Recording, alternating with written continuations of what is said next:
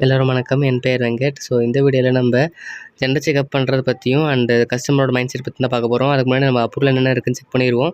So brake oil கம்மியாக இருக்குது. So ஆயிலும் ரொம்ப கம்மியாக இருக்குது. கலர் சேஞ்ச் ஆகிருக்கு. ஃபுல் பிளாக்கிஷாக இருக்குது பெட்ரோல் வண்டியில். ஸோ இது புது வண்டி தான், டாக்ஸி போர்டு வண்டி. பேட்ரி சார்ஜ் பண்ண ரிப்போர்ட் வருது.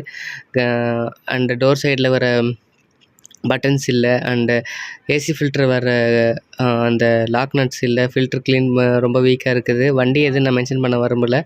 ஸோ என்ன ப்ராப்ளங்கிறத மட்டும் நான் சொல்கிறேன். அதுக்கப்புறம் கீழே பார்த்தீங்கன்னா அந்த மேட் சரியாக இல்லை, சீட் லாக் உட்காரல. அண்டு இதெல்லாமே பார்த்தீங்கன்னா வெறும் 28,000 கிலோமீட்டர் சர்வீஸ்லேயே இந்த இவ்வளோ பிரச்சனை இருக்குது இந்த வண்டியில். ஸோ வண்டி பார்த்தீங்கன்னா 19,000 ப்ரீவியஸ் சர்வீஸ் பண்ணியிருக்காரு. இப்போ 28,000 ஓடி இருக்குது. ஸோ கஸ்டமர் வந்து ஜெண்டர் செக்அப் பண்ணுறதா சொல்லியிருக்காரு. ஸோ கஸ்டமர் மைண்ட் செட்லேருந்து பார்த்தீங்கன்னா நல்ல விஷயமா இருந்தாலுமே டெக்னிக்கலாக என் வயசு பார்த்தீங்கன்னா இவர் வந்து டாப்அப் எல்லா ஆயிலுமே நாங்கள் பர்ஃபெக்டாக டாப்அப் பண்ணிடுவோம் எல்லாத்தையும் செக் பண்ணி. ஸோ அந்த மாதிரி டாப்அப் பண்ணியே ஓட்டிடலாம் இந்த சர்வீஸை அப்படின்னு நினைக்கிறாரா, இல்லை ஏதாவது பிரச்சனையாச்சு இந்த மாதிரி டாப்அப் பண்ணிங்கிறப்போ நமக்கு சர்வீஸில் ஃப்ரீயாக பண்ணி கொடுப்பாங்க அப்படிங்கிற மைண்ட் செட்டில் இருக்காராங்கிறது எனக்கு தெரியல. ஸோ இதில் வந்து ஒரு சின்ன அண்டர்ஸ்டாண்டிங்காக நான் சொல்கிறேன். இப்படி 9,000 கிலோமீட்டர் ஓட்டியிருக்காரு.